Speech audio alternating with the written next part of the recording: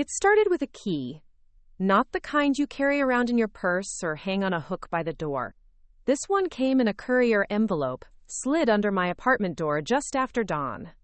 It was slim, silver, and oddly warm to the touch, even through the padded leather sheath that held it. No note, no explanation. Just the key and the silence of a Saturday morning too early for reason. I knew where it fit. It was the key to the archive room in my father's law office, a place I'd last been in when I was 17, dragged there by my mother, who thought watching real work might finally scare the poetry out of me. It hadn't. It had just made me more certain that I would never be the kind of daughter they wanted. I was 34 now. I hadn't spoken to them in nearly 6 months. Not since the last family dinner where I found out, through my sister's passive-aggressive gloating, that the family trust had been restructured and I was no longer a beneficiary. It wasn't a conversation, it was a reveal, like some kind of reality show twist. They watched me across the candlelit table, wine glasses clinking, like they were waiting for me to implode, but I didn't. I got up, I left. And I didn't look back. Until the key came. I held it in my palm on the train downtown, watching the city smear past the window in shades of concrete and metal. The sheath had initials embossed on it, DRM, my father, David Richard Merrow, as if I could forget. I didn't make appointments or check in with the receptionist. I just walked into the lobby of Merrow, Quinn, and Delaney, past the rows of anxious clients and interns pretending not to be hungover, straight to the elevator that required a passcode. I punched in the old code, the 11th of December, 78, my mother's birthday. I didn't expect it to work. It did. When the doors opened, the archive room smelled the same, like old paper and oil from the filing cabinets. Only one light was on. A yellow sconce in the far corner, illuminating a small table. There was a file on it, labeled Trustee Transfer, Emergency Contingency. I opened it slowly. Inside was a document with 3 signatures. My father's, dated just 6 weeks ago, another by the firm's co-founder Delaney, and a third line, blank, under which my name had been typed. Nicolette Merrow, Trustee. The document was simple in structure but loaded with implications. My father had written me back into the trust, but not as a beneficiary, as the trustee.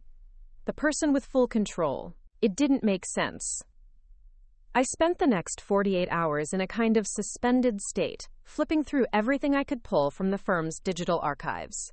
I found more files, hidden clauses, secret transfers, properties I didn't know our family owned, offshore accounts, a holding company in Luxembourg. I didn't eat. I barely slept. When I finally sat back, surrounded by a fortress of folders and legal printouts, I realized something that chilled me more than the betrayal ever had.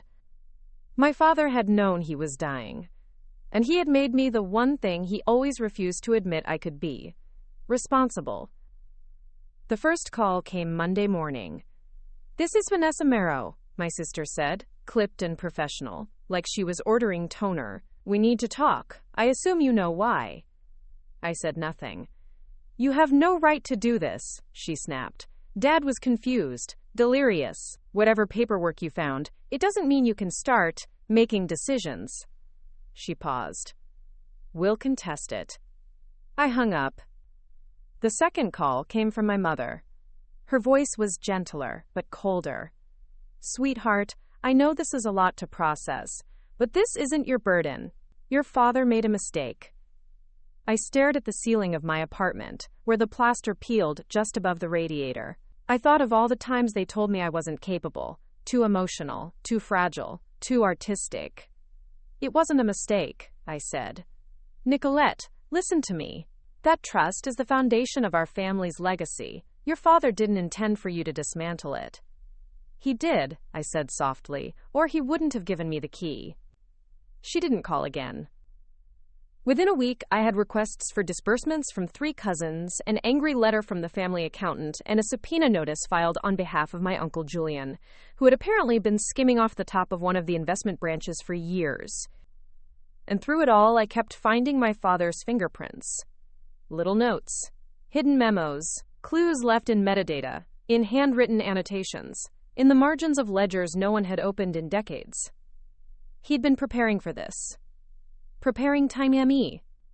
I started attending trustee meetings via proxy, just to observe. I showed up at the next family quarterly review, the first one without my father, and didn't tell anyone in advance. The room went silent when I walked in. My cousin Spencer's jaw actually dropped. My sister looked like she'd swallowed glass. I took the head seat, opened the folder, adjusted the mic. This meeting of the Merrow Family Legacy Trust is now in session. The silence turned to disbelief, then to horror. I read every line of the agenda. I motioned to suspend 3 payouts pending legal review. I submitted a notice to re-audit all third-party contractors. I gave no one the chance to speak until I had finished. I had never held that much power in a room before, not because I hadn't earned it, but because they had never let me. And now they had no choice. That night, I sat in my apartment, the file box beside me like a sleeping dog, and pulled out the last sealed envelope. It was addressed to me, in my father's handwriting. Inside was a letter.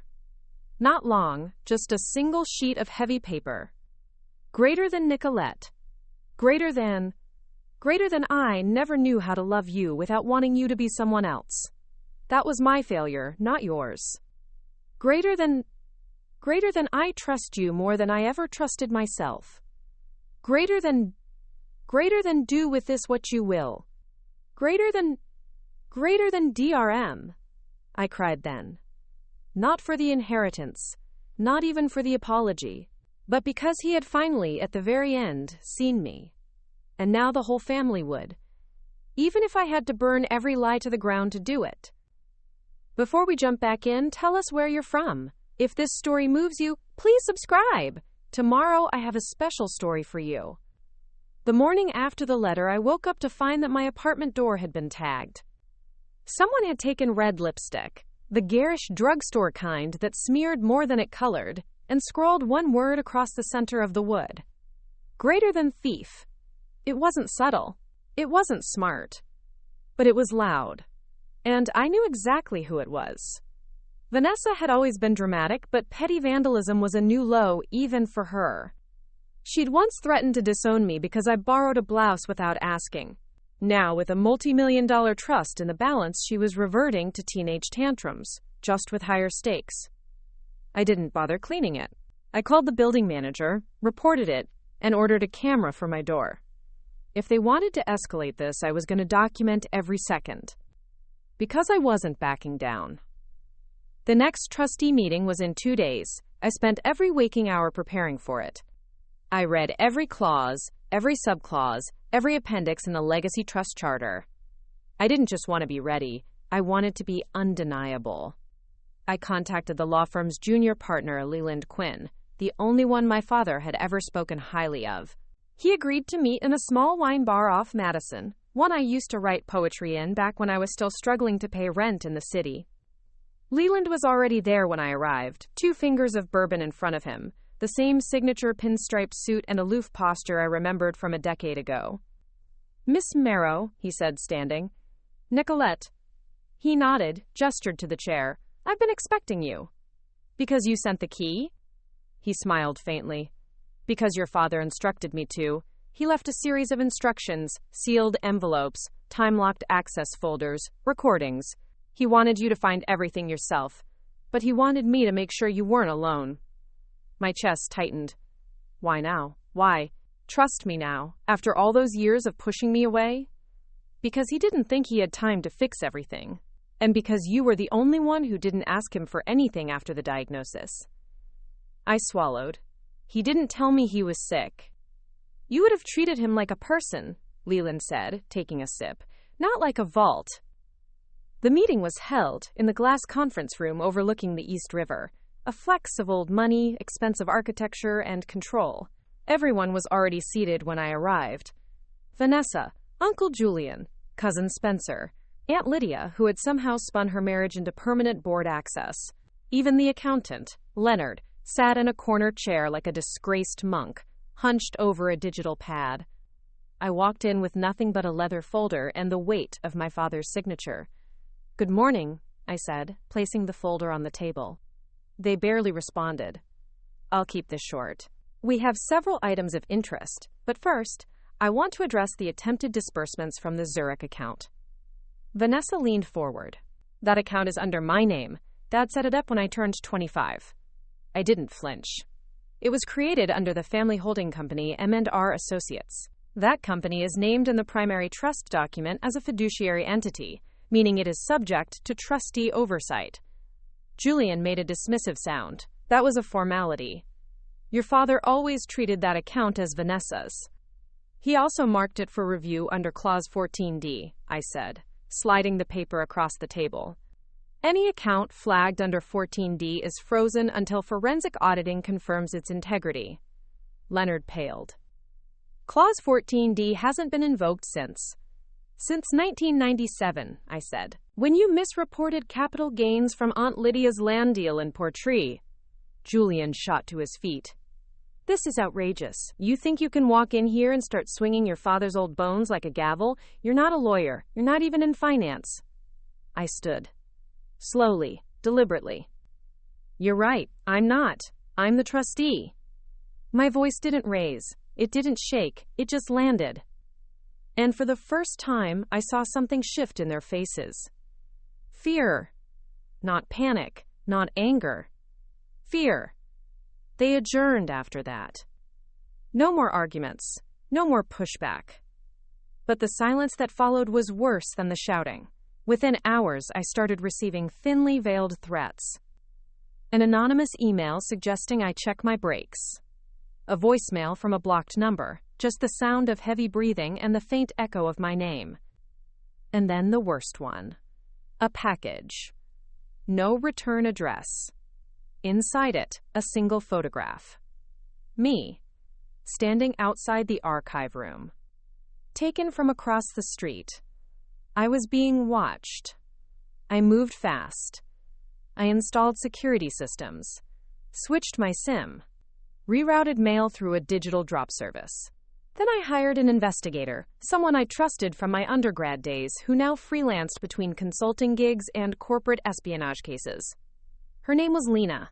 Sharp, discreet, and fiercely loyal, she arrived in a hoodie and combat boots, all business. Someone's trying to scare you, she said after reviewing everything. But they're amateurs. This isn't professional work. Probably someone in the family who watches too many thrillers. That doesn't make it better, I said. No, she agreed. But it makes it traceable. Within 2 days, Lena traced the photo to a local print lab, and from there to a corporate account. Spencer's company. He had the prints sent to a P.O. box in Jersey, Lena said. It's sloppy. He didn't even mask the metadata. I felt something old and hollow twist in my chest. Spencer and I had grown up together. He taught me how to ride a bike. He helped me cheat on my math finals. And now he was trying to unnerve me into walking away. Or worse. That week, I filed a motion. Under Clause 21B of the trust, the trustee had the authority to dissolve or reassign committee seats in the event of sustained misconduct or ethical conflict. Spencer was removed. I didn't warn him. I didn't tell anyone. I simply submitted the paperwork and made sure everyone received a copy. He showed up at my apartment. Not violently, not screaming, just broken. You don't know what this family does to people, he said, eyes glassy. You think you're in control, but you're not. They will ruin you. Then they can try, I said, but I'm not scared. You should be. He left. The next morning, I woke up to a new alert on my phone. The Luxembourg holding company had been accessed. Someone had tried to transfer funds. They failed. But the attempt triggered a cascade of flags in the trust's security protocols. And with it, something else. An encrypted file my father had hidden inside the shell company's digital vault. It was labeled Final Options. I clicked it. It asked for a passphrase. I tried everything. Dates, names, Latin legal phrases. Nothing worked. Until I typed, Neyer's red bicycle. The file opened. And what I saw inside changed everything I thought I knew about our family. Because it wasn't just financial. It was criminal. And I had just become the one person who could expose it all. Plant. The file was dense. Hundreds of compressed documents nested like Russian dolls, each needing a separate decryption key. My father hadn't just buried the truth. He'd designed a labyrinth around it. It took hours to unlock the first level. And when I did, the screen filled with scanned images, receipts, ledgers, legal contracts, even offshore filings in foreign languages. The breadcrumb trail wound its way from a bank in the Cayman Islands to a mining operation in Turkey, then to a foundation in London with my mother listed as a silent trustee. A charitable foundation that had never donated a cent. But the final piece broke me. A PDF of a signed agreement between my Uncle Julian and a pharmaceutical contractor in Ireland. Buried in the language were phrases like liquidation clause, non-disclosure protection in the event of mortality, and a payout schedule labeled Contingency B. I didn't understand it all yet, but I knew it was bad. And my family had kept it hidden for decades. I couldn't sleep that night. I printed everything, 3 full binders. I spread them across the floor, connecting pieces with string, tape, highlighter. I needed to see it like a story, because that was the only way I could process it. By dawn, I had it. 10 years ago, the Marrow family had invested heavily in a startup pharmaceutical firm. Publicly, the company specialized in rare disease treatment. Privately, it was developing a compound for neurological suppression, a euphemism for a drug designed to silence patients. Patients in test trials. Unregistered. Unprotected. Disposables. The payouts had been massive, funneled into foundations and shell companies. My family's fortune wasn't just old money. It was blood money. I couldn't go public. Not yet. If I leaked the wrong thing in the wrong way, I'd be buried under lawsuits before I ever reached the court of public opinion. So I made a plan. First, containment. I locked the entire digital vault behind a firewall only I could access. I created redundant backups on cold drives, stored them separately, one in a safety deposit box under a false name, one with Lena, and one I buried inside a campus locker I hadn't used since undergrad. Then, leverage. I called Leland. "We need to talk," I said, "but not here." We met in a parking garage on the edge of the financial district, the kind of place where echoes swallowed conversations. I handed him a single page, the agreement with Julian's signature. He read it. His face darkened. This could topple him. It could topple all of them. He folded it carefully. "Do you want to?" I hesitated. "I want options." The next trustee meeting was 2 days away. I arrived early. The room was tense. Eyes shifted. Whispers floated like dust. Julian arrived late, flanked by a lawyer and a smugness that made me nauseous. "Before we begin," he said, throwing his briefcase onto the table, "I have a motion to remove Nicolette Marrow as trustee, citing emotional instability, abuse of fiduciary power, and personal vendettas." Leland, seated beside me, slid a folder across the table. "I have a countermotion," I said, opening the folder to the front page, a notarized addendum my father had left, outlining Julian's contingent dismissal in the event of conflict of interest. Julian's lawyer reached for it. "That's a forgery," Julian barked. "It's in your brother's handwriting," Leland said smoothly. "And your brother was very thorough about documenting every version, including video testimony." I pulled up my laptop and hit play. My father appeared on screen, seated in a hospital room. Greater than if Julian tries to remove Nicolette, it's because she found something. And if she found it, she deserves to burn it down. Let her. She's the only one with the guts. Silence. Lydia stood. I moved to strike Julian's motion. Quote. Spencer, still shaken but quieter now, nodded. Seconded. The motion died. And so did Julian's power. But the war was just beginning. The next week, I received notice that the foundation my mother oversaw had suddenly declared insolvency. They were trying to close ranks. Lena flagged a trail of wire transfers, rapid, panicked, imprecise. My mother was emptying every traceable asset. Someone had tipped her off. Then I received a letter. Not an email, not a voicemail. A handwritten letter, delivered by courier, no name, just an address on the envelope. Inside, one sentence. Greater than if you don't stop digging, we'll unearth you instead. I bought a burner phone. I encrypted my devices. I hired a second investigator. And I moved into a short-term sublet under a false name. Because I wasn't just a trustee anymore. I was a threat. And threats get erased. The letter led me to a deeper hole. Through Lena's digging, we uncovered a consulting firm in Prague linked to several of the trust's old investment groups. Buried in their contracts was a clause about clinical data acquisition from non-consensual sources. I flew to Prague. Lena came with me. We found the office. Empty. Abandoned. Wiped. But one janitor, a man in his 60s named Pavel, remembered the old tenants. They left overnight, he told me in broken English. Burned files, smashed computers. Police came, said nothing. He handed me a photo. A group of executives. One of them was Aunt Lydia.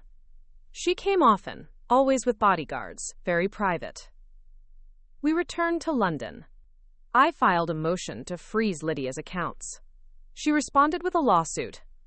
Defamation, harassment, abuse of position. I countered with evidence. The photo, the contract, a sworn statement from Pavel. Then I held a press conference. Just a small one, but enough. The Marrow Trust is conducting a full internal audit, I said. We are cooperating with all legal channels, and any member found to have committed criminal or unethical acts will be referred to the proper authorities. I didn't name names, but I didn't have to. The family knew, and they were furious. Vanessa showed up that night, drunk, in tears. "Do you have any idea what you're doing?" she yelled at my door. "You're killing Dad's legacy." I opened the door, let her scream. "They gave everything to you," she sobbed. "Everything, and now you're throwing it away because of some old guilt?" "It wasn't guilt," I said. "It was justice." She shook her head. "You never wanted the family, just the power." "You're wrong," I said. "I wanted the truth. The power came after." She stared at me for a long time, then left. I didn't stop her. The following morning, I received a notice from the board. A motion had been filed to * terminate the trust. Unprecedented. Unthinkable. But legal, if voted unanimously. They were trying to burn the whole thing down. I had 72 hours to stop them, and I had no idea who was still on my side. 3 days. That was all the time I had. 72 hours to stop a nuclear vote that would detonate generations of wealth, hide every sin under the legal shroud of dissolution, and wipe out every breadcrumb I'd followed so far. If they succeeded, the trust would cease to exist. Every file would be sealed, every fund liquidated, and every crime buried. They were moving faster now, faster than I expected. I thought exposing Julian would buy me time. I thought the fear of public scrutiny would be enough to freeze them. But I underestimated desperation. I called Leland first. "They filed for termination," I said. "Unanimous vote. They're going to try to erase everything." He was quiet for a beat. "They think they can outmaneuver you." "Can they?" "Yes, if you don't block the quorum." "How?" "You need at least one controlling vote to abstain. Enough to stall. Once the motion fails, they can't bring it up again for a year." I exhaled. "Then I need a defector." I made a list. Spencer was out. Vanessa was too bitter. Lydia too exposed. Julian gone. My mother unreachable. That left one name. Eli Marrow. My cousin on my father's side, technically a half-cousin. He was the black sheep of the family, quiet, self-funded, a sustainability investor who had always kept the Marrow money at arm's length. I hadn't seen him in over a year. I found him in Glasgow, teaching a guest seminar at the university on ethical investing. I didn't call ahead. I showed up at the lecture hall. He looked up as I entered, paused only slightly in his presentation, then went on. After class, he came to me in the hall. "You look like hell," he said. "I need 10 minutes. He glanced down the corridor. Coffee shop 2 blocks away, you're buying. I laid it all out. The documents, the vault, the agreement, the vote. He listened, never interrupted. When I finished, he folded his hands around the mug. I always suspected the money was dirty, he said, but I never imagined this. They're going to destroy everything. I need your vote. You think I care about preserving a legacy that stole lives? I think you care about exposing it, about forcing change. And we can't do that if the trust vanishes. He looked at me, long, measured, then nodded. I'll abstain. I sagged in my seat. But you owe me one, he added. Name it. Full audit transparency. If this goes public, I want every dollar tracked. Deal. The vote happened over a secure line. 9 members. 1 abstention. Motion failed. Barely. The backlash was immediate. Lydia resigned. Vanessa issued a statement blaming me for dragging the family through the mud. Half the minor beneficiaries filed suit for breach of trust. It didn't matter. The trust stood. And so did I. But the cracks were showing. My body gave out that week. I collapsed in the shower. Lena found me barely conscious, dehydrated, nerves fried from weeks of stress, caffeine, and little else. The doctor ordered a full stop. Your nervous system is revolting, she said. You're running on adrenaline and spite. Neither is sustainable. I spent 3 days in bed, no screens, no files. Just a stack of paper records, and my father's old notebook. It was a leather-bound journal he kept hidden in his study drawer. In it, a single line repeated over and over. Greater than they will come for her. It wasn't a metaphor. It was prophecy. The next wave hit harder. A data leak. Not from me, from an unknown source. Dozens of internal documents released online, unredacted. Some were real, some were altered. It painted a narrative of family corruption, but twisted enough to suggest I was complicit. They're trying to flip the script, Leland said. Make you look like the puppet. And if I push back, they say I'm just covering my tracks. He nodded. What do we do? I looked at Lena. We go bigger. I called a journalist. Not just any journalist. Harper Fenn, Pulitzer finalist. Investigative bloodhound. We met in a train car headed north. Neutral territory. No bugs, no leaks. I handed her the drives, the files, my statement. She asked one question. Why you? I thought for a long time. Then said, because I wasn't supposed to survive it. She nodded. We'll vet everything. If it checks out, we publish. Let me know before you do. I'll give you 12 hours, no more. Quote. Back in the city, the lawsuits piled up. Injunctions, smears, anonymous threats. Even the IRS got involved. But I didn't blink. Because every step I took forward was guided by my father's files. And something else. A letter I hadn't opened yet. The last one. Sealed with wax. Handwritten. I opened it one night while rain thrashed my windows. Greater than Nicolette. Greater than, if you're reading this, you're further than I ever dared go. I lied to protect the legacy. You are here to destroy it. Not out of hate, but necessity. This isn't a war, it's a reckoning. Finish it. Greater than. And when it's done, walk away. Don't let it consume you. Live. Write. Breathe. Greater than I was wrong about what matters.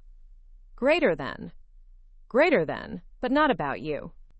Greater than DRM, I cried, then slept, a full night for the first time in months. Because for the first time, I wasn't chasing ghosts. I was becoming one. Harper called the next morning. We're running it, Monday. Front page. I nodded. Thanks for the warning. Brace yourself, it's going to get loud. And it did. By noon, the family name trended worldwide. By night, the feds had reopened 3 investigations. By morning, the Marrow Trust was on trial. And I was the star witness. It started with flashbulbs. The courthouse steps were a battlefield. Cameras blinked like tracer fire, microphones shoved like bayonets, reporters shouting my name with desperate urgency, hoping to catch me slip, cry, falter. But I didn't. I walked forward. Chin up, shoulders square, binder in one hand, Lena at my side. Leland trailed behind, stone-faced. Inside, the building reeked of polished marble and politics. And history. We were making it. The federal hearing was not a trial in the traditional sense. It was an evidentiary review to determine whether the Department of Justice should formally open a case into the Marrow Legacy Trust for violations of financial disclosure laws, conspiracy to commit fraud, and negligent concealment of criminal activity. In simpler terms, we were deciding if the government had the appetite to go after one of the oldest families on the East Coast. The room was packed. On one side, me, Leland, Lena, and Harper Fenn as an official observer. On the other, a coalition of lawyers representing Julian, Lydia, Vanessa, and a few silent backers too cowardly to show their faces. My mother was not present, but her shadow lingered over everything. They began by attacking me. Ms.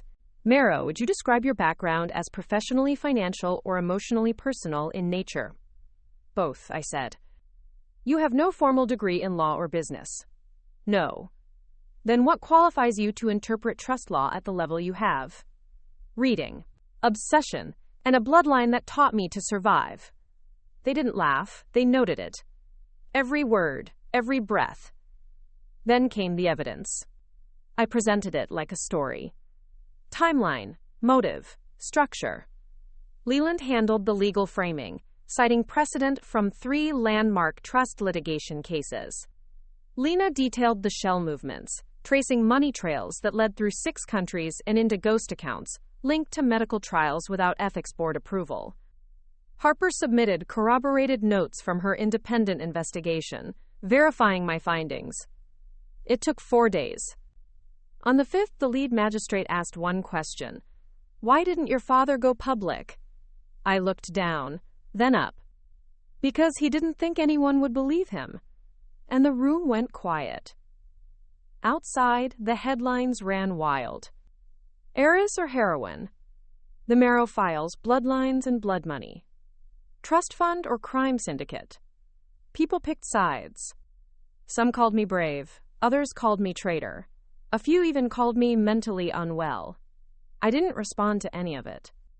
Because behind the scenes, something else was happening. Something worse.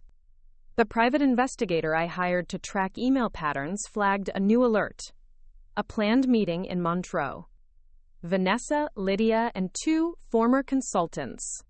Scheduled at a luxury villa known for discretion, guarded by a private security firm we suspected had helped bury the original drug trial footage. They were cleaning house.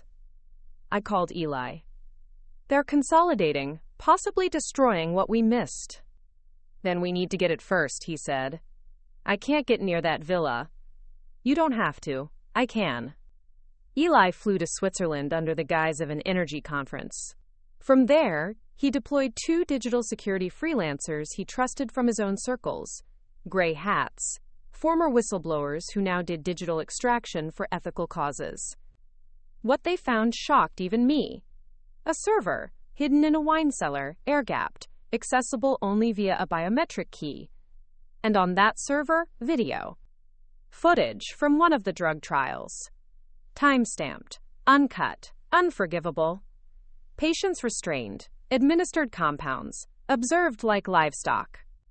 One of them was a woman named Anya Gurav, a name Lena had circled months ago. Her family thought she died in a car accident, but her signature was on one of the trial consents, forged. I flew to Prague again, met with her mother, gave her the footage. She cried, then demanded justice. 2 days later, her lawyer filed charges in the European Court of Human Rights. And the story exploded. International now. The Marrow Trust wasn't just under fire.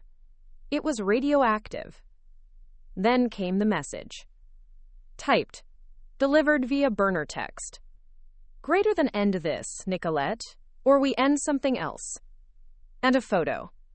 My mother. At a cafe in Marseille. She had gone underground.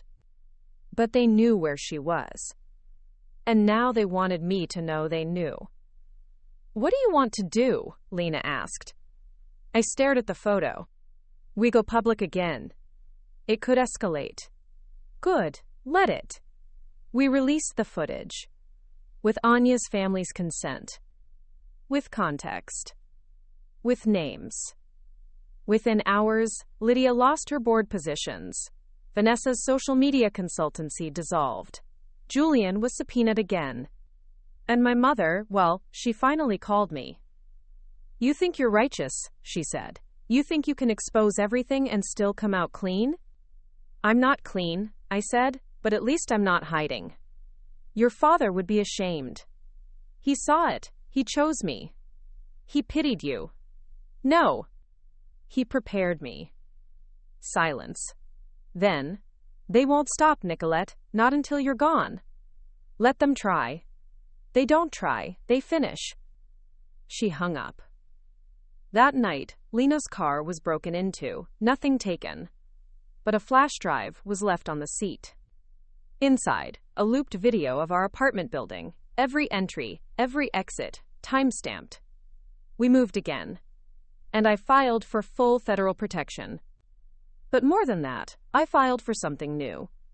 The dissolution of the Marrow Trust. On my terms. Under court oversight, full transparency. All records handed to investigators.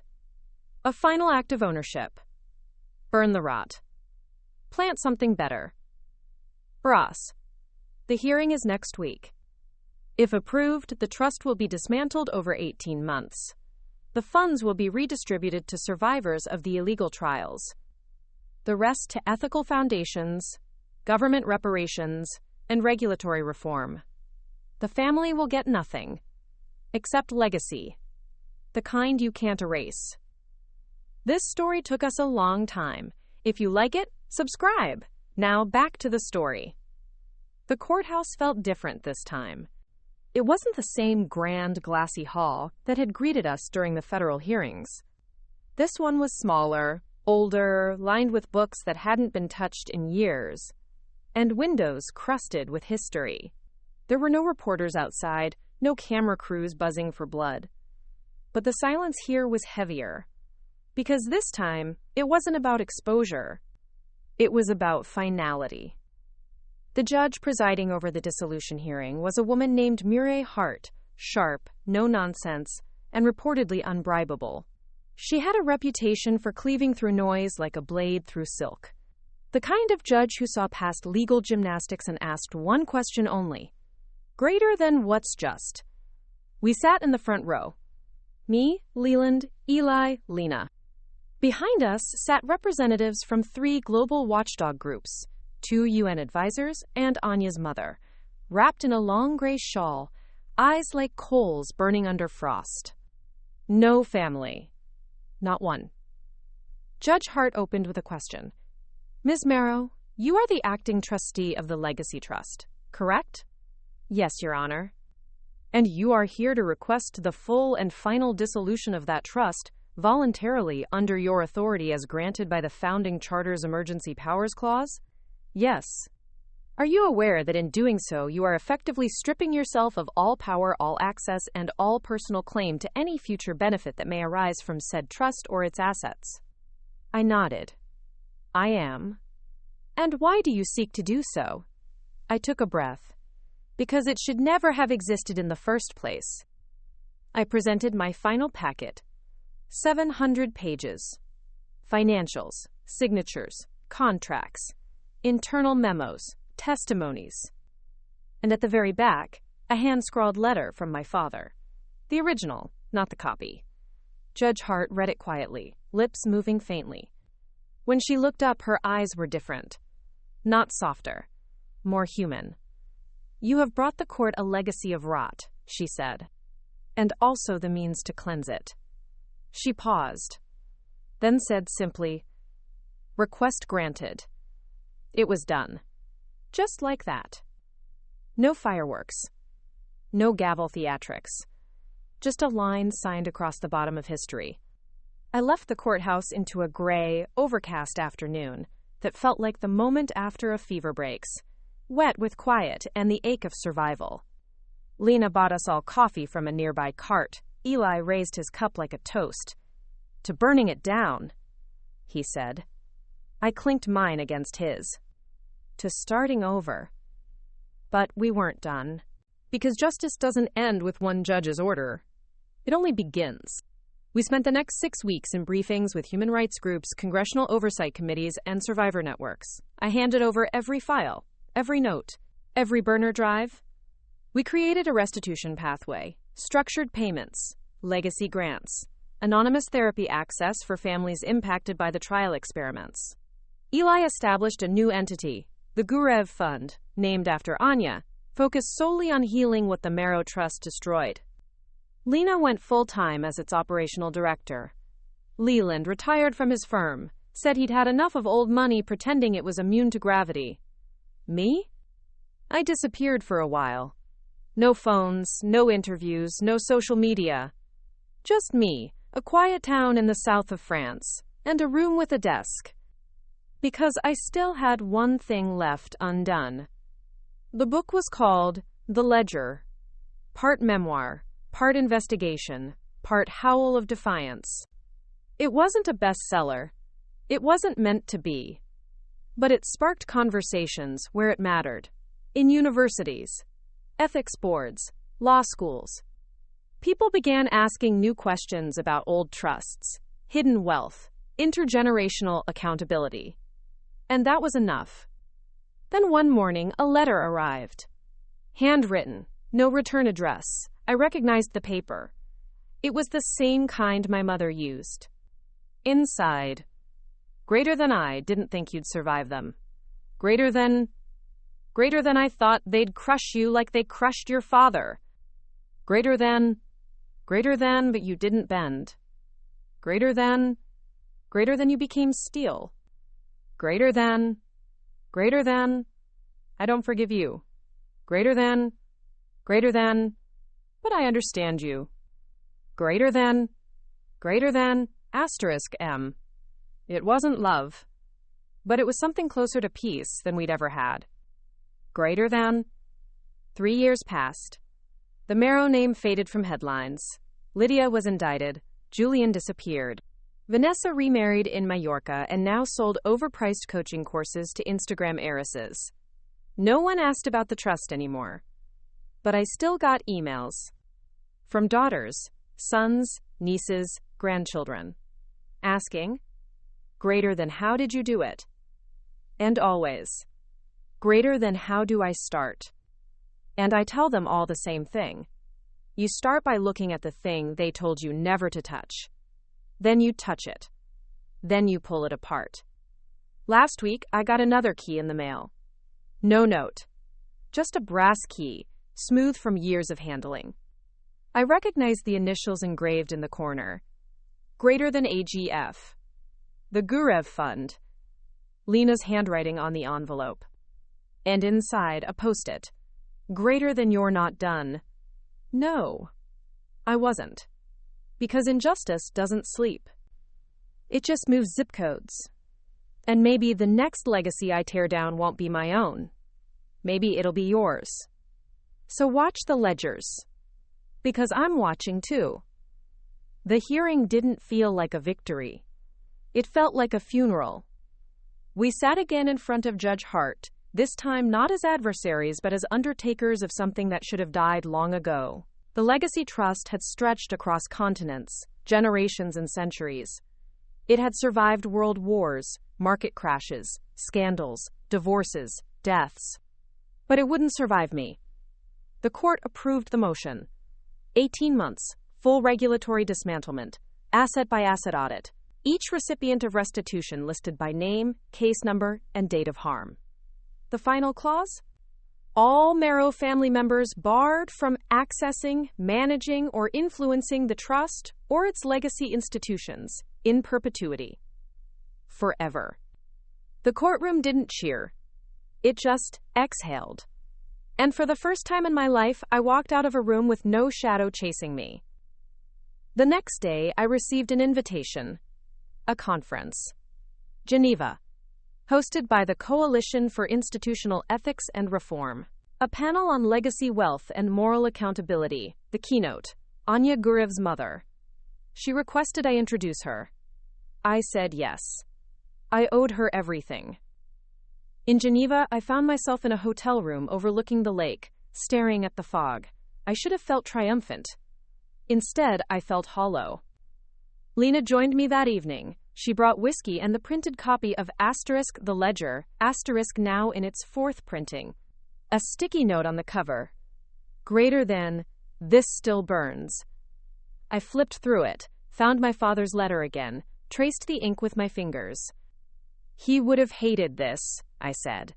No, Lena replied. He just never imagined you'd get this far. The conference was standing room only. Policy leaders, activists, journalists, survivors. The room buzzed with the murmur of institutional reckoning. When I took the stage to introduce Mrs. Gurev, I didn't read from a prepared statement. I just spoke. I was born into privilege, but it was built on pain. I didn't earn it. And I couldn't ignore it. The day I realized silence was complicity, I stopped being a marrow and started being human. The room went still. Then Mrs. Gurev stood and said one thing. Let the world know, justice is not inheritance, it's action. Months passed. The Marrow Trust vanished from the ledgers. The properties were sold, the companies were audited, the ghosts were named. I declined every interview. I kept writing. But then something unexpected happened. Someone knocked on my door. A young woman, late 20s, hair in a tight bun, nervous eyes. My name is Alina Monroe, she said. I think I'm your niece. I stared at her. She held out a DNA report, a court filing, and a photo of Julian, younger, standing beside a woman who was not his wife. And a baby. Alina. We sat for hours. She'd grown up in a shelter. Her mother died when she was 5. She never knew who her father was until a box of letters surfaced during an estate cleanup. A local social worker helped her piece it together.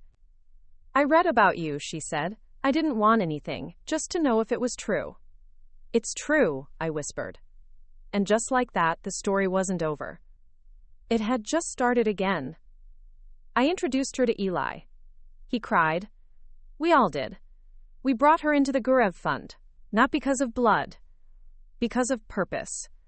She didn't ask for a title. She asked for a desk. That year, we launched 3 new initiatives. WhistleSafe, anonymous reporting for legacy crimes within foundations. TrustLine, financial ethics education for high schoolers. The Ink Pact, a coalition of legacy writers, journalists, and survivors chronicling institutional abuse. People called it a movement. We didn't. We called it a beginning. The last piece of the Marrow estate to be liquidated was an island in Maine. It had belonged to my grandfather. No structures, just rock and fog. I bought it anonymously and donated it to the Passamaquoddy tribe. They renamed it Wallostic, River of Light. Let the family be forgotten, but let the land live. Last week, Harper Fenn published a follow-up. Names after the ledger, The Echoes of Truth. She didn't interview me. She didn't have to. The stories spoke for themselves. So did the survivors. So did Anya. And in the final chapter, she wrote, Greater than some names fade from marble and glass. Greater than, but some names are carved in fire. Greater than Nicolette Marrow became a flame. And I knew what she meant. Not because I burned it all down, but because I made sure it stayed burned. And in the ashes, something new grew. Something better. The next chapter didn't begin with a scandal. It began with a question. A small group of educators at a mid-tier university in Manchester reached out to me. They were designing a new course on institutional ethics and wanted my input on the curriculum. Just a guest appearance, they said. Maybe a few lectures. Informal. I almost said no. Then I remembered the nights I'd sat alone, cross-referencing financial codes against poetry margins, trying to make sense of a world that had never meant to include me. And I said yes. The first class was awkward. Half the students stared like I was a war hero, the other half like I was a liability. Good. Discomfort meant engagement. I opened with one sentence. If your institution makes money off silence, it's not a mistake, it's a model. That got their attention. We talked about systems, not scandals. About mechanics, not morality.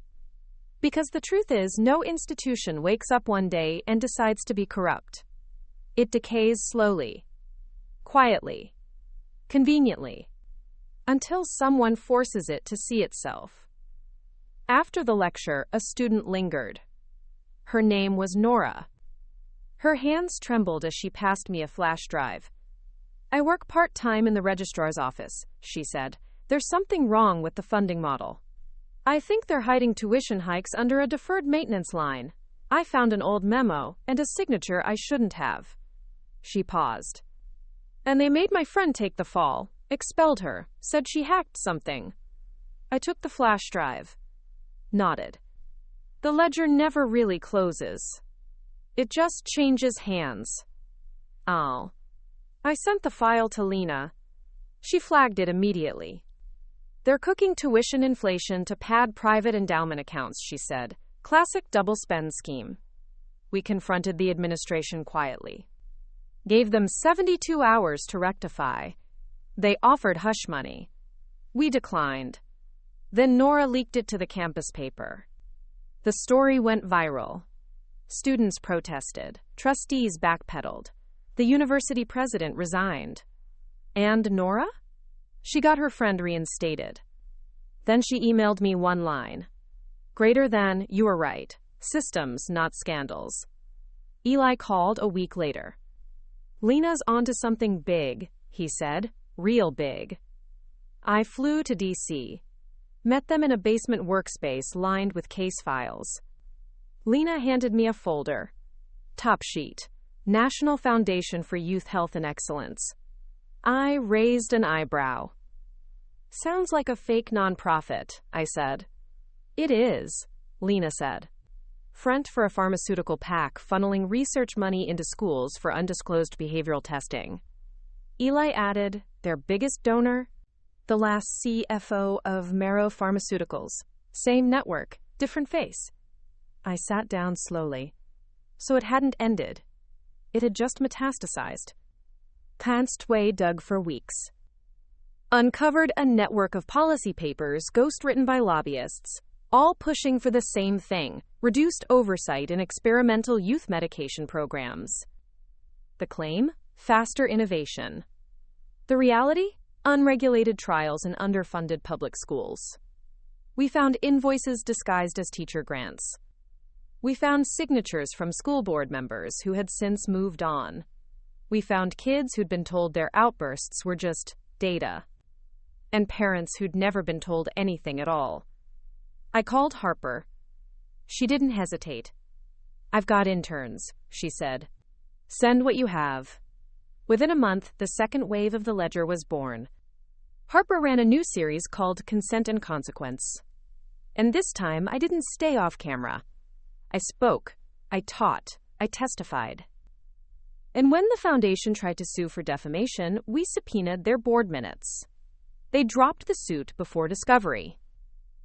Alina joined the new task force we built around it. She was sharper than I'd ever been at her age, less angry, more precise. Where I had burned, she carved.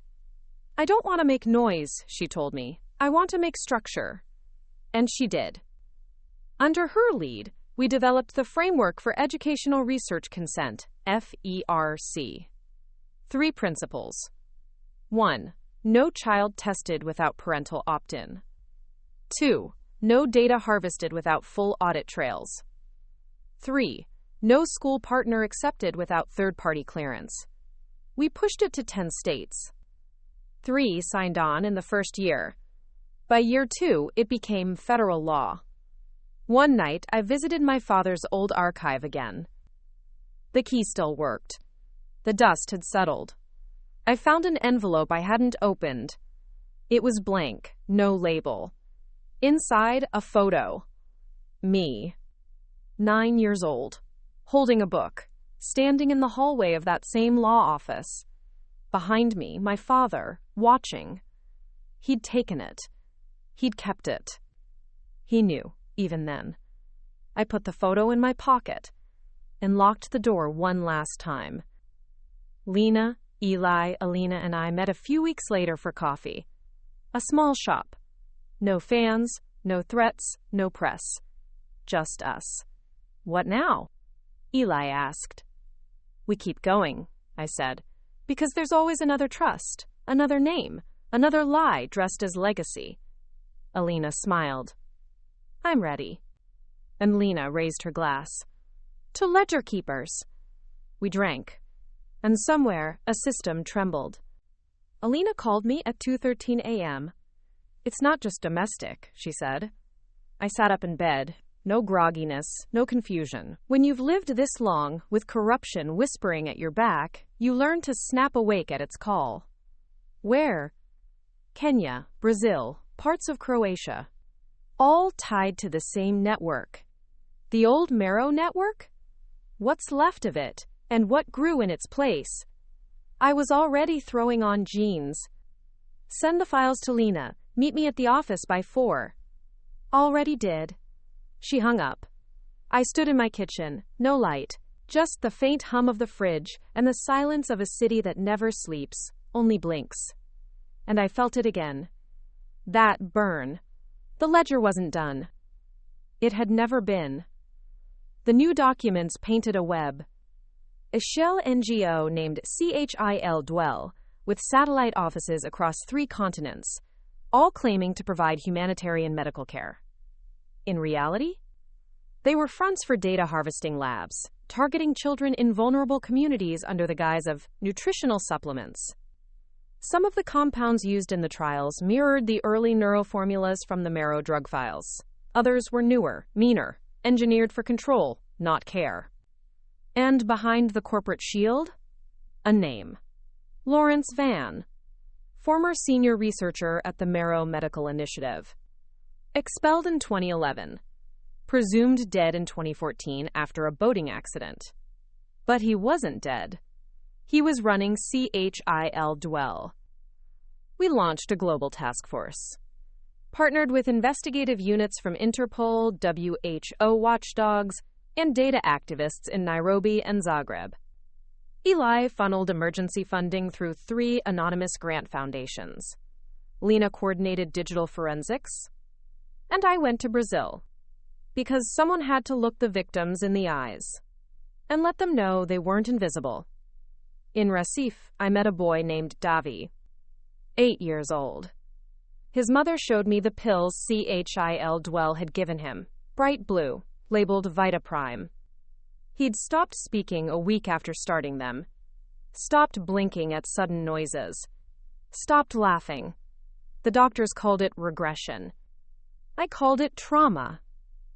Back in the city, we tracked down a shipment route used by CHIL Dwell. Medical containers rerouted through shell ports. Tampered customs records. False declarations filed with UN transport codes. We intercepted 1 crate. Inside, tablets, syringes, and a printed manual written in a language no mother could understand. Clinical. Coded. Cold. But one phrase repeated again and again. Greater than behavioral compliance enhancement. It wasn't a cure. It was programming. Ours. We compiled everything. Built the dossier. Sent it to Harper. She broke the story within 48 hours. The Ghost Project. Legacy crimes in disguise. The world reacted. Governments issued denials. Spokespeople resigned. Families marched. And Lawrence Vann vanished again. But not before sending me a message. An envelope. No return address. Just one line typed on cream paper. Greater than, you should have drowned with the name. I burned the letter. But I didn't forget it. Instead, we launched the Atlas Initiative, a multi-continental data and protection coalition designed to monitor high-risk NGOs for misconduct. Lena called it our firewall. Eli called it insurance. Alina called it the future. And me? I called it my apology. To every child who never got a choice. Then came the trial. Not Van's. Not yet. This one was for 2 executives caught in the Croatian wing of the operation, local laws, international observers, and 1 key witness. A doctor named Kasun, former whistleblower, soft-spoken, terrified. He asked for one thing. Sit in the room, just sit there. Let them see you beside me. I did. They were convicted. 12 years. Minimal. But not nothing. And for the first time, I saw what my presence meant, not to my enemies, but to the witnesses. I wasn't just a symbol of collapse anymore. I was a shield. That summer, Alina wrote a piece for Foreign Affairs titled Post-Legacy Ethics: How to Police the Ghosts.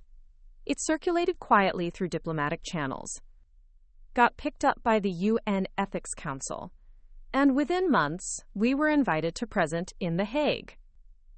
There, in the solemn halls where humanity tried to hold itself accountable, I stood behind a podium and said, "We talk about legacy as inheritance, but legacy is also infection. When corruption runs out of faces, it becomes systems. And when systems forget their origin, they reinvent oppression as policy." Silence. Then applause. And behind it, a shift. A new directive. By winter, an official international oversight body on experimental ethics was formed. It wasn't perfect, but it was real. A month later, I received a package. No name. Just a voice recorder. When I played it, I heard Van's voice. Greater than, you always thought this was about your father, about revenge. But it's not, it's about power. And you've stolen mine, so I'll take yours. Then static. Then, greater than, you're not the only one with a ledger. I showed Lena. Showed Alina. Showed Eli. We traced the device back to a hotel in Marrakesh. Booked under a fake name, but the signature on the check-in sheet matched one from an old Marrow subsidiary I'd buried 3 years ago. It was alive, still crawling, still watching. The game wasn't over, just deeper. And now we were going under. We landed in Marrakesh under aliases. No press, no entourage. Just a contact in a linen shop who owed Lena 3 favors and a safe house guarded by satellite jammers and silence. The air was thick with spice, diesel, and the hush of things unsaid. We were hunting ghosts. But ghosts don't haunt without reason. They signal. The hotel from the check-in sheet no longer existed. Burned down 8 months ago under unclear circumstances. But the files Lena decrypted from the concierge desk's backup server told us it had served as a shell for temporary labs. Mobile clinics, conference rentals, quiet interviews.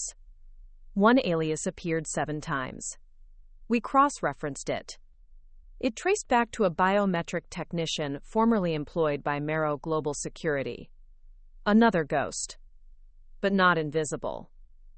The technician, Yusuf Mejdani, was now working under contract with a Luxembourg-based tech charity. We found him outside Casablanca, operating a, quote, youth behavioral improvement camp. His idea of improvement? Biometric conditioning. Wristbands that buzzed when children disobeyed. Headsets that played ultrasonic pulses when emotional markers spiked. And in his lab, sketches for a device we'd seen in the CHIL dwell footage. A compliance loop, designed for non-verbal reinforcement. We confronted him. Eli posed as a donor. I went as his silent advisor. Lena stayed in the car with eyes on the satellite feed. Yusuf smiled too much. Spoke too fast. He recognized my name, even behind the alias. You're her, he said. The one who broke the spine of the beast. I didn't respond. He poured tea, offered figs, and then leaned forward. They'll never let you win twice. Lack. We didn't wait. We raided the office, with evidence, with permits, with WHO support. But Yusuf was gone. His laptop was a decoy. His real files? Hidden in the camp's therapy archive, encrypted behind child behavior reports. Lena cracked it. And inside, emails. Dozens. Signed with a single symbol. A red X. I hadn't seen it in years. The same symbol from the first altered ledger my father left me, a signature of someone who erased instead of wrote. Codenamed Obex. No name. No face. But a pattern of digital destruction that dated back 15 years. Obex was real. They'd been the final firewall inside the Marrow system. Not just cleanup, not just security. Curation. They decided what survived, what didn't, who remembered, who didn't. We flew back to London. Eli contacted a digital anthropologist who'd once modeled criminal pattern mimicry for Interpol. She ran Obex's trail. It traced through 47 IP shadows, then blinked. Gone. Except for one fragment. A voice message, buried in metadata. Just 3 words. Eyes up, Nico. We were being hunted. Not legally, not physically, but reputationally.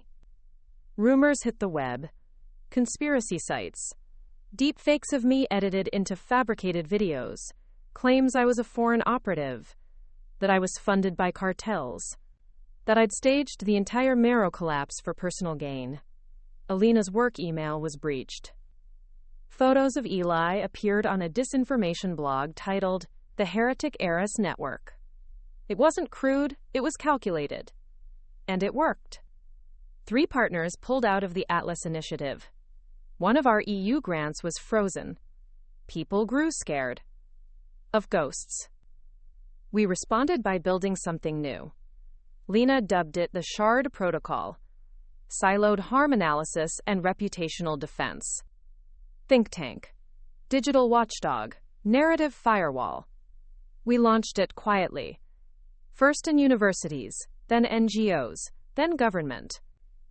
Within a month, over 120 organizations were using Shard to vet narratives, flag anomalies, and secure whistleblowers before smear campaigns could silence them.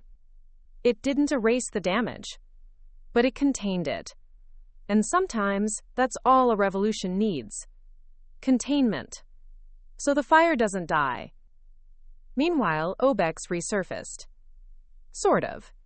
An email from a Russian cryptographic forum. Subject line. Greater than, are you tired of legacies yet? Attached. 1 file. Encrypted. Lena cracked it in 17 hours. Inside. Footage from a boardroom in 2003. My grandfather, Julian, a man we'd never identified. Talking about a succession architecture. Code word for what would later become the drug trials. But also discussing the inheritance protocol. A secret codicil to the trust. The one that gave my father emergency authority to appoint me. It hadn't been written by my father. It had been written by my grandfather. In the event of internal combustion, the youngest Marrow with no active legal ties shall be given discretion. He knew. He saw it coming. And he chose me, long before I ever picked up a file. That night, I cried.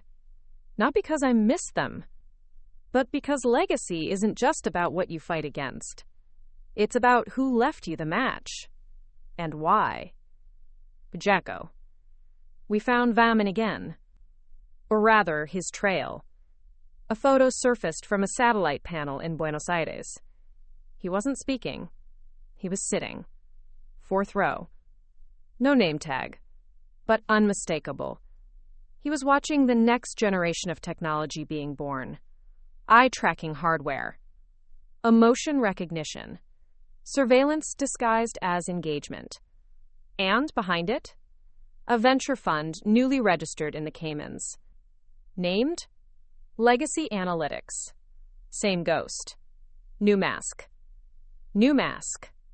We had 2 options. Go public or go deeper. We chose both. Harper released a news story, The 4th Wave, When Surveillance Wears a Smile. We preempted Van's next move. Got the UN to flag Legacy Analytics for review. Meanwhile, Lena infiltrated their beta network. What we saw confirmed our worst fears. They weren't just watching children. They were ranking them. Compliance scores, temperament matrices, predictive modeling of societal compatibility. It wasn't science. It was eugenics with code. We're preparing the files.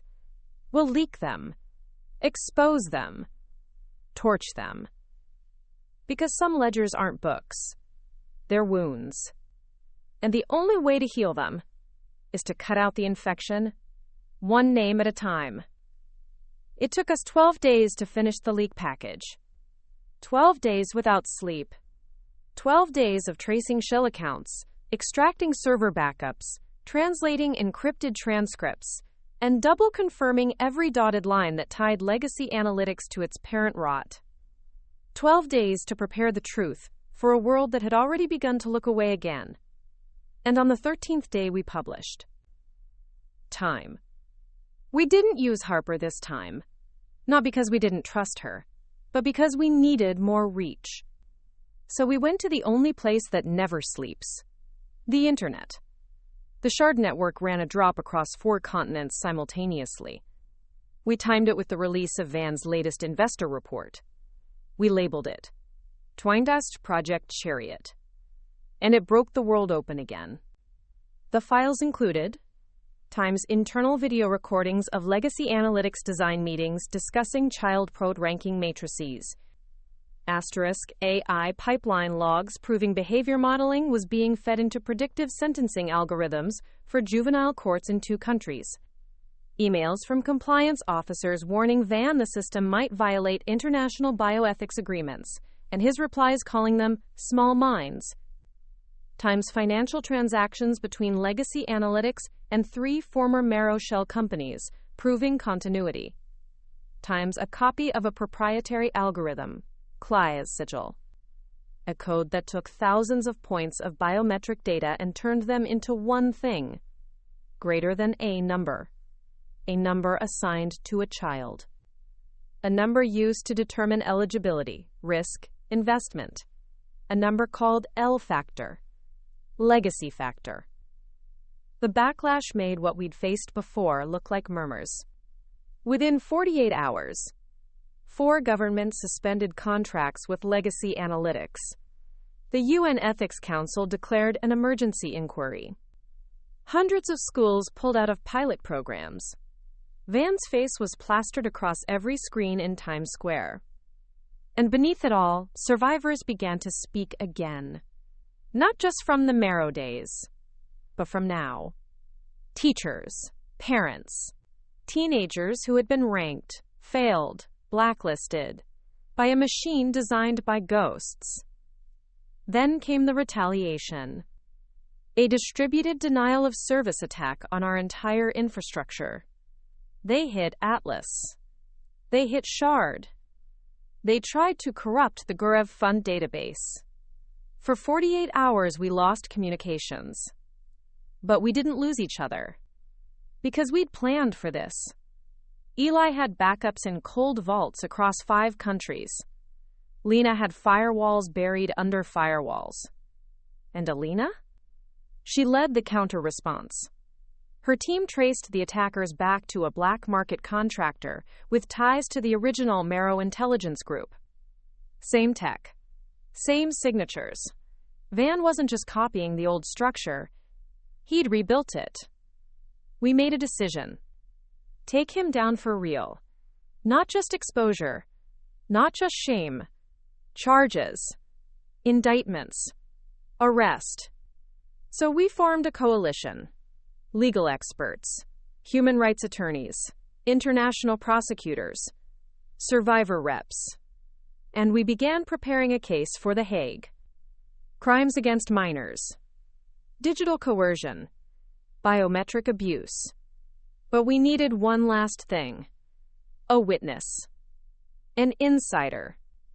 Someone who'd seen the code from the inside and would testify. And we found one. Her name was May, an engineer from Singapore, hired as part of a social impact team that had quickly turned into silence. She had everything. Screenshots, access logs, personal notes. But more than that, she had a conscience. I didn't know what I was building until it was already hurting people, she said. I stayed too long, but I can't stay quiet.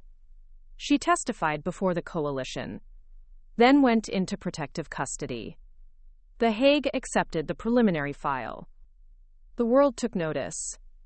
And then something strange happened. We were invited to speak, not just at conferences, at schools, middle schools, high schools, universities. They wanted us to teach it. Not the scandal, the tools, the defenses, the knowledge that systems aren't sacred, and that their rules can be rewritten. I stood in front of a class in Boston. A girl asked, "Why do they keep coming back? Why do people like Van always find a way?" I answered, "Because the world doesn't forget. It just repackages.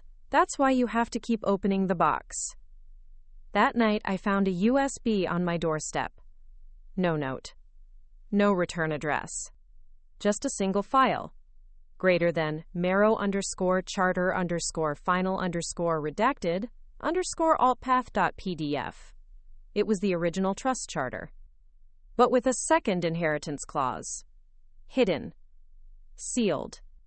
It said, greater than in the event of systemic failure, allow one to break the machine. Greater than, and one to rebuild it. Greater than the fire, and the frame. 2 roles. 2 heirs. And my name was next to the first. Next to the second? Alina. I didn't cry. Not this time. I just walked to her apartment. Knocked once. Held out the file. "I think you were always supposed to finish what I started." She didn't hesitate. She took the drive and said, "I'm ready." INC Kuntels. So now we prepare, not just to expose, but to replace, to dismantle systems and build new ones.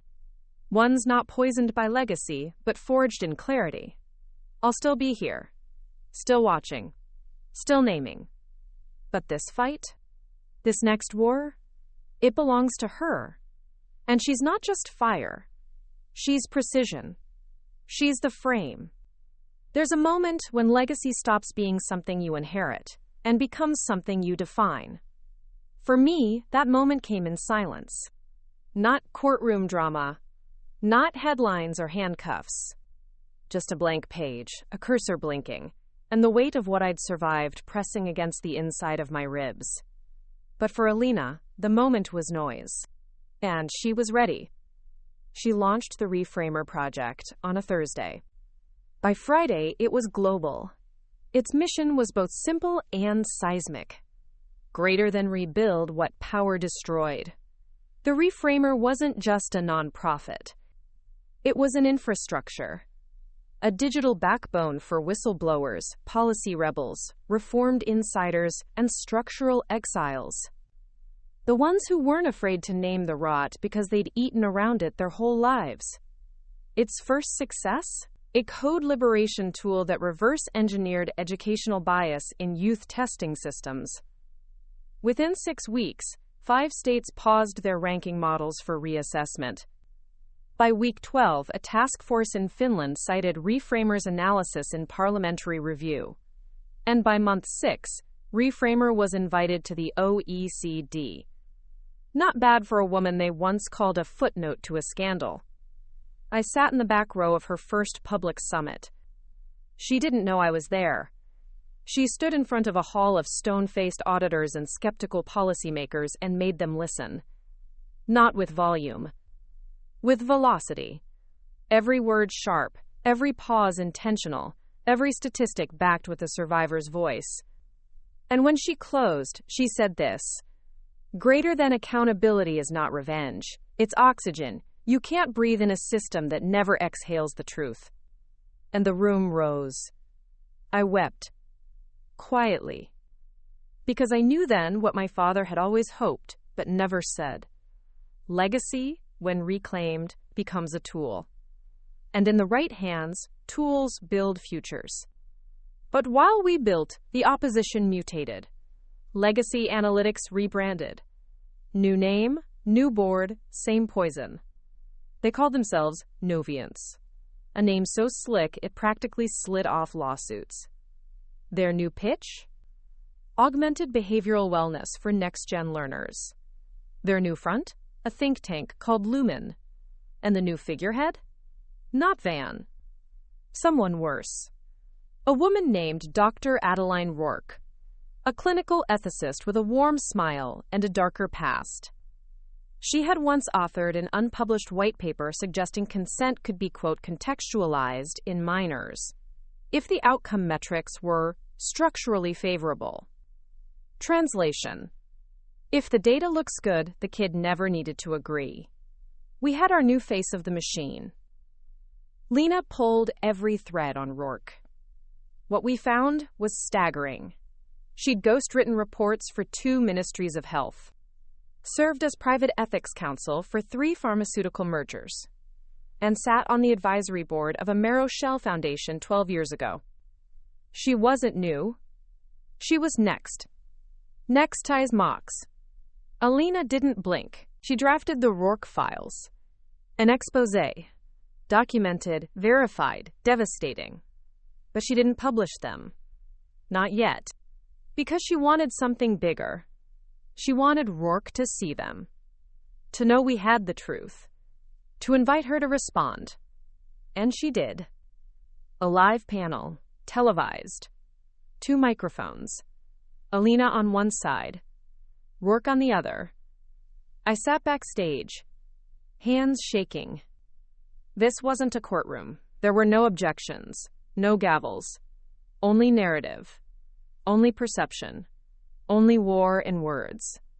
Roark opened soft, framing NOVIANCE as innovative behavioral scaffolding for underserved youth. Claimed full transparency, invited oversight. Alina smiled. And dismantled her, line by line. Citing footnotes, contradicting past claims, unspooling the language of ethics until the only thing left was a mirror. And Roark couldn't look in it. The moderator cut the broadcast before the last exchange. But I heard it. Greater than, you study control, Alina said. Greater than, I live freedom, that's why I'll win. The next morning, Noviance's stock cratered. 3 subsidiaries were suspended. Lumen went offline. And Roark resigned. Not with a speech. With a 1-sentence press release. Greater than, the future needs fewer ghosts. I took a walk that evening. No protection detail. No press. Just dusk, and the knowledge that for the first time in decades, there were more people resisting the machine than running it. That mattered. Because no legacy dies from exposure. It dies when its fuel runs out. And we were starving it. We gathered the next day. Me, Lena, Eli, Alina. The table felt lighter, not because the world was fixed, but because we weren't alone in fixing it anymore. You ready? Alina asked me. For what? To let it go. The name, the fire, the fight. I thought about it. I don't think it ever lets you go. Maybe not, she said, but you can walk beside it, not inside it. I handed her something. The last thing I'd kept from the archive. A tiny brass coin. My father's. Inscribed on one side, DRM. On the other, break patterns, not people. She closed her hand around it and nodded. That night, she published a new declaration. Reframer's next phase. Not just exposing injustice, but designing immunity, policy templates, narrative inoculations, tools to spot legacy poisoning before it spreads. The campaign was called Not Just Early Lights, and its symbol, a key. She never said it was mine, but I knew. And that was enough. It felt different, standing behind her this time. I wasn't leading. I wasn't shielding. I wasn't fighting. I was witnessing. And bearing witness has its own weight. Alina stood before the World Accountability Tribunal in Brussels. 3 flags behind her. 28 nations represented. No prepared speech. Just the truth. The systems you were taught to trust, she said, were not designed to serve you. They were designed to preserve themselves. She outlined the lineage of harm, marrow, legacy analytics, noviance. She showed how the virus mutates when exposed, then how to name it before it infects. Her closing line was simple. Greater than, we don't want your power, we want your permission to end it. And they gave it. Unanimously. With tribunal endorsement, the Reframer project was formalized into an international watchdog with enforcement power. Digital subpoenas. Emergency data holds. Authority to freeze assets under ethical violation claims. Alina called it Time the Frame Protocol. And she made one rule: no name, no gate. Anyone could report. Anonymous or public. No gatekeepers. Just accountability. Meanwhile, I was writing again.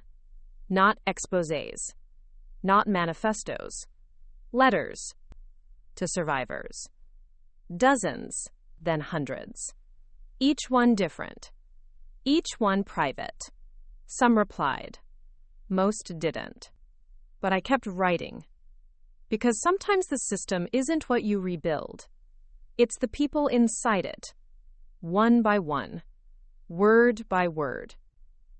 Herper released her final series, The Frame and the Flame, How 2 Women Redrew the World. She refused to label us heroes, called us something better, greater than proof. Then came the day I feared, but expected. A final video. From Van. Broadcasted from an unknown location. One message. Greater than, the more you build, the louder I get. We traced it. We countered it. But it wasn't about tech anymore. It was about noise. Distraction. Flooding the truth with so much falsehood it drowned. So Alina issued the final call.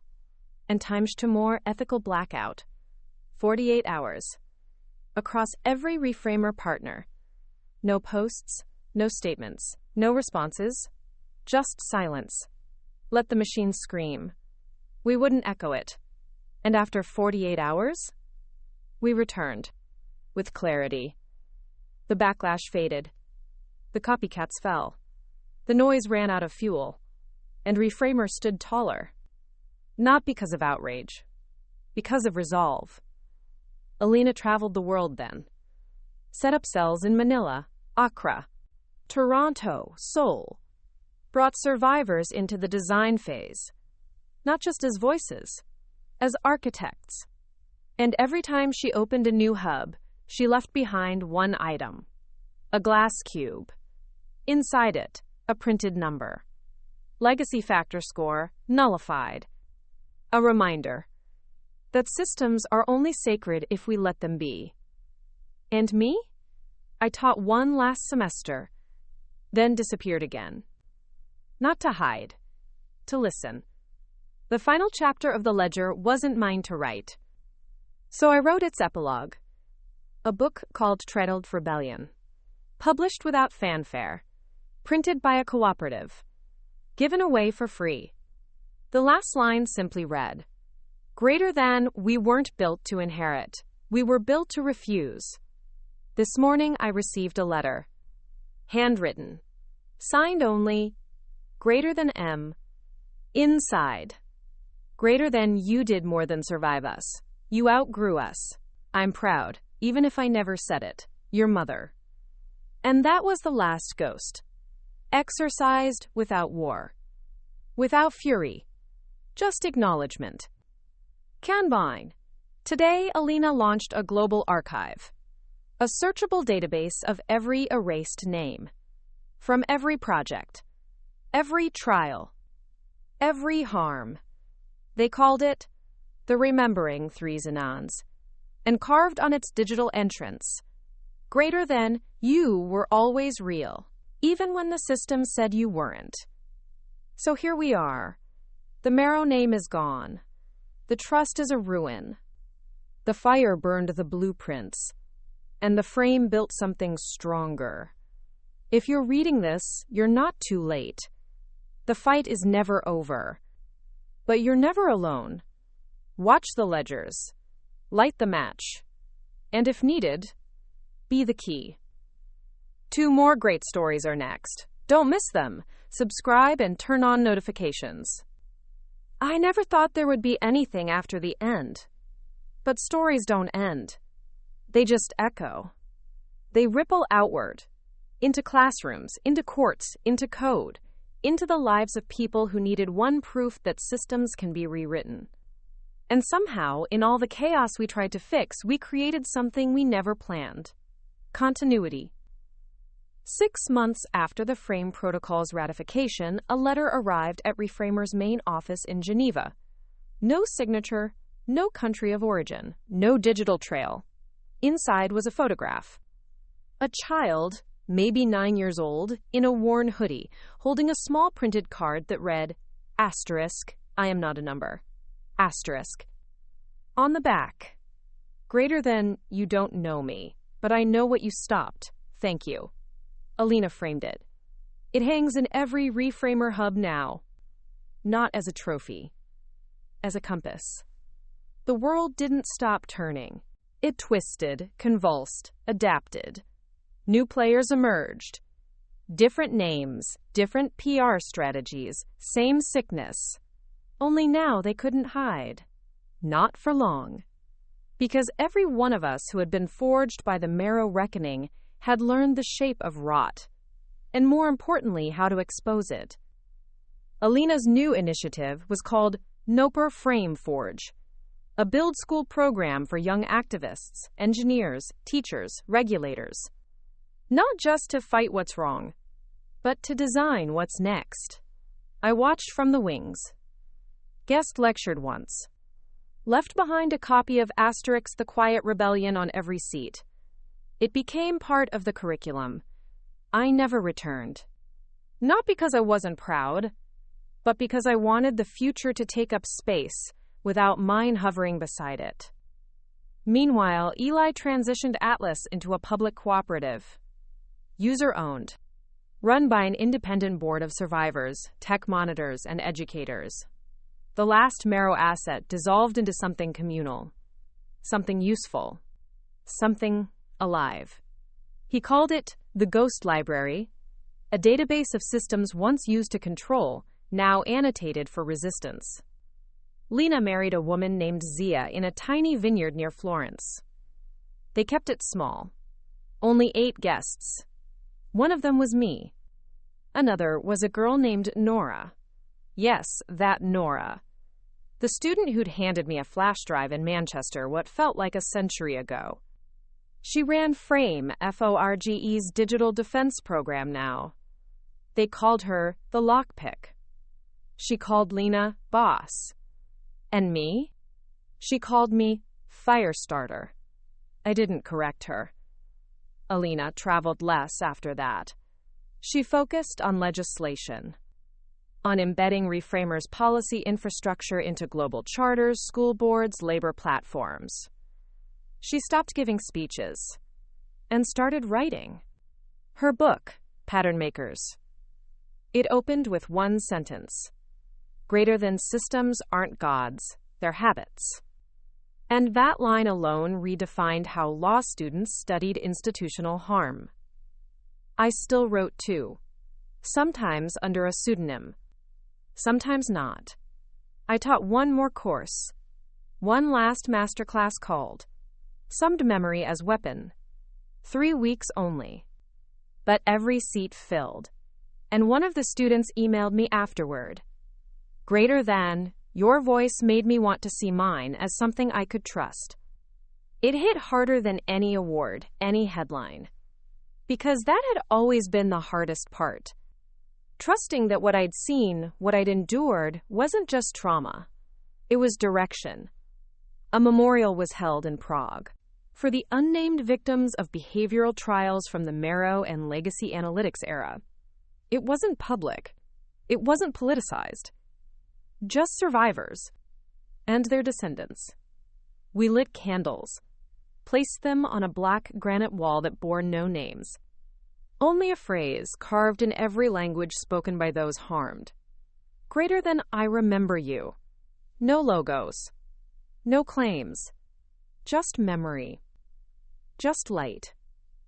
Then came the next cycle. A quiet whisper that a biotech firm in Oslo had filed for a patent involving predictive personality tracking in infants. Different name. Different shell. But the same old thirst. We watched. We warned. We blocked funding. But it didn't go away. Because it never does. Not completely. So Alina stood before the European Council and proposed a new regulation. The Nudi Sokals, mandating independent ethical review of all behavioral or biometric tech before patents could be filed. Not after. Before. It passed. By one vote. But that's all it took. Later, I received an anonymous package. Inside, a red X drawn on notebook paper, a SIM card with metadata, and one line, greater than, we're still here. I smiled and sent it to Shard. No fear, just the rhythm of old ghosts trying to sing. But now the world had new ears, trained to hear lies before they harmonized. We still gather once a year. Me, Lena, Eli, Alina, sometimes Harper, sometimes May. We don't speak much. Just sit, eat, laugh, live. Because that, more than the protocol or the book or the breach or the burn, is what none of them expected. That we'd survive them and keep building. In love, not fear. So here's what I'll say, if you're still listening. You don't need to start with war. Start with watching, then naming, then unbuilding. Then, if the fire comes, carry it gently, not to burn it all, but to forge what's next. Your legacy doesn't need inheritance, just intention. And maybe one more thing. A ledger. Still open, waiting for your name. The last part didn't arrive with a warning. It arrived with a letter. Typed. Folded once. Signed only. Greater than DRM. My father. Years gone. Still echoing. It wasn't a confession. Not this time. It was an instruction. If you're reading this, you've done what I never could. You've exposed them. You've outlived them. But the final step isn't to destroy. It's to decide. There was a second page. Coordinates. A time. A name I didn't recognize. I almost ignored it. Then I remembered, some ledgers don't close. They loop. The coordinates led to a small monastery tucked into the hills above Lake Como. Italy in October smelled like stone, moss, and the last remnants of summer.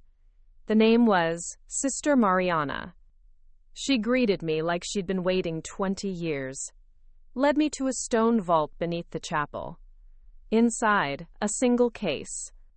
A locked box with the Marrow seal. She handed me the key. He asked me to give you this only when the fire was done. Bausch. Inside the box, times a leather journal, times a microdrive, times a photo of me as a child. The journal was my father's. The microdrive was labeled inheritance, not assets, legacy. And the photo, I'd never seen it before. Me, 6 years old, asleep in a library chair. Stacks of books around me. A red X drawn softly in the corner. I turned the photo over. He had written, "Greater than let her be the one who remembers." Back home, I opened the drive. Encrypted, of course. But it wasn't a trap. It was a ledger. Of everything he never told anyone.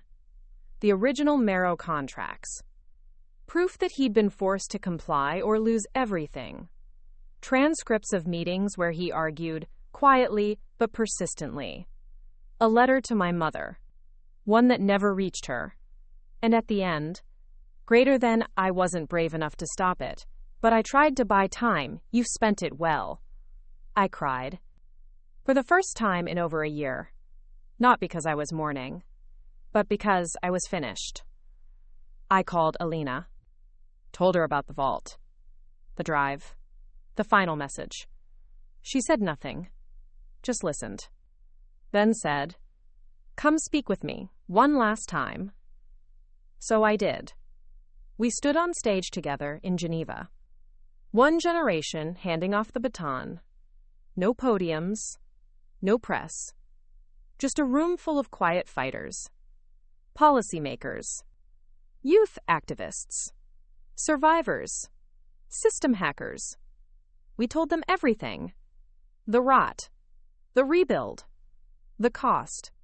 And Alina said something I'll never forget.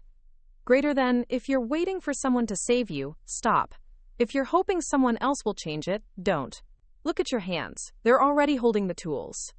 They gave her a standing ovation. But they looked at me like I was the fire that let her burn bright. And I was okay with that. After the summit, I left Geneva. Moved to a quiet coastal town in Portugal. Started a tiny community library. No name on the building. Just a sign. Greater than we remember. People come. They read. Sometimes they recognize me. Most don't. That's how I like it. Because now, the systems are not just being watched. They're being rewritten. By people younger, smarter, braver. And all I have to do is keep the light on. Eli writes postcards from wherever his work takes him. Nepal, Morocco, the Faroe Islands. He never signs them. Just leaves quotes. Greater than everything begins as memory. Greater than ethics is pattern interrupted. Greater than legacy isn't ownership, it's velocity. Lena teaches now. A rotating professorship. No office, no tenure. Just 3 suitcases and a commitment to truth. Her students adore her. And fear her. The way good warriors are always feared. Alina is everywhere now. But never alone. She's surrounded by the next generation. People of every age who've picked up ledger and key. They run Reframer. They design policy. They defend whistleblowers. They write the future into frameworks. And they've never needed my name to do it. One last story. A girl came to the library last week.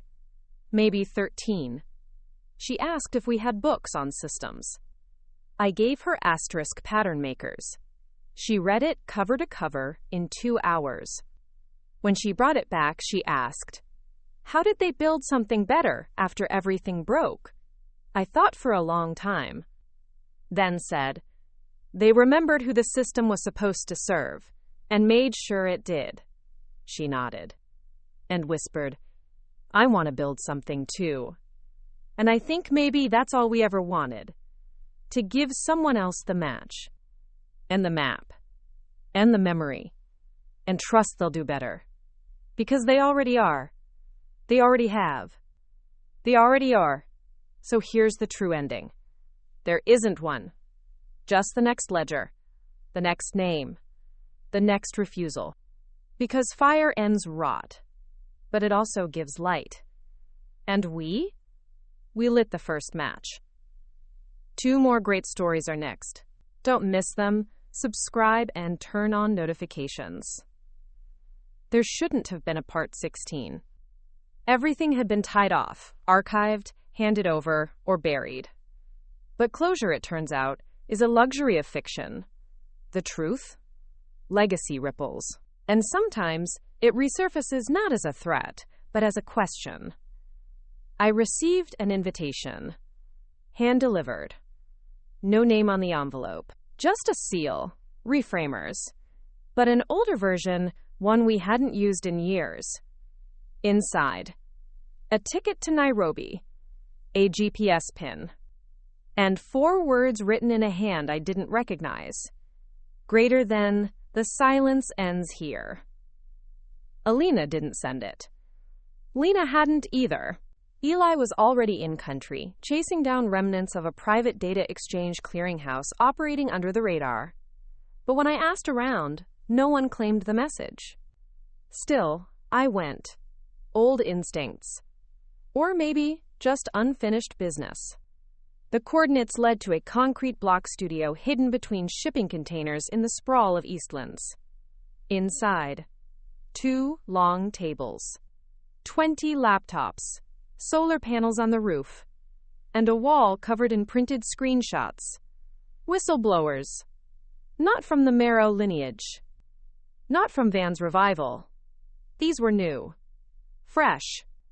A network of anonymous technologists, teachers, doctors, ex-coders, and hacked-in teenagers who had built something extraordinary. Meist Sindai, the reverse ledger. A global mirror of digital infrastructure that tracked and flagged unethical data collection in real time. No hierarchy. No permissions. Only verification chains. They didn't want my blessing. They wanted my help. I stayed longer than I meant to, taught them how to trace language in contracts, how to spot the soft parts of PR statements, how to smell the rot inside phrases like value-agnostic optimization. And in return, they showed me a map, a live map. Red dots, active surveillance nodes. Blue, ethical resistors. Yellow, unknowns. It pulsed like a heartbeat. And in the center of it all was one blinking label, greater than marrow.delta.fragment. I asked what it was. No one knew. Only that it was old. Buried deep in internet protocol layers older than I was. Someone, or something, had embedded a dead man switch years ago. If the original Marrow biometric architecture was ever rebuilt under a new shell, it would light up. And it had. Last week. In Singapore. I didn't hesitate. I called Alina. I need you. No questions. Just send the coordinates. She arrived in 36 hours. Brought with her 2 people from Reframer's Southeast Asia team. Together, we tracked the signal to a biotech shell fronting as a sleep therapy startup. But its real function? EEG data harvesting. And deep pattern modeling. They weren't just watching dreams. They were trying to shape them. We leaked the findings. Quietly. Through trusted channels. Not for headlines. For prevention. And this time, we didn't fight it alone. Within days, regulators moved in. The operation shut down. The code was dissected. And the last living piece of Marrow architecture was rendered inert. For real. Back in Nairobi, the reverse ledger team added a new color to the map. Green. For systems interrupted. I cried when I saw it. Not because I was tired, but because it was working. Alina and I took a walk along the edge of Karura Forest. The air was thick with dust, jasmine, and rain waiting to happen. She said, we could stop now. I laughed. You won't. She grinned. No, but maybe you should. I thought about it. For the first time, I didn't feel guilt at the idea. Only permission. Tech. So I left her with a drive. the original reverse ledger kernel, and a note. Greater than this time, we rebuild with the silence as part of the story. She understood. I returned to Portugal. Reopened the little library. This time, I added something new. A small back room. No labels. Just shelves of stories erased before they could be told. Recovered, rewritten. On the wall. Greater than, if you remember, you rebuild. A few weeks later, I received a final message. From someone named Sister Mariana. Same monastery. Same ink. Inside, greater than, there are no ghosts left, just echoes. And echoes become music if you let them. So I did. I let them. And now I sleep. Finally.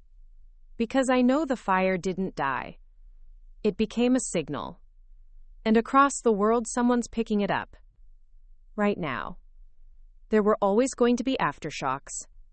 You don't dismantle a global apparatus of control without some corners collapsing slower than others.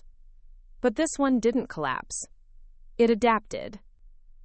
It began with a coded message sent through the Reframer network in South Korea, flagged by a volunteer analyst, a former ethics auditor named Jiwon. The message didn't use any known keywords or triggers. It used melody, a sequence of digital tones resembling a lullaby. But when transcribed to frequency patterns, it revealed a location, a compound on the outskirts of Reykjavik, once believed defunct. Originally a cold storage facility for biotech samples, now repurposed. Not for storage, but for simulation.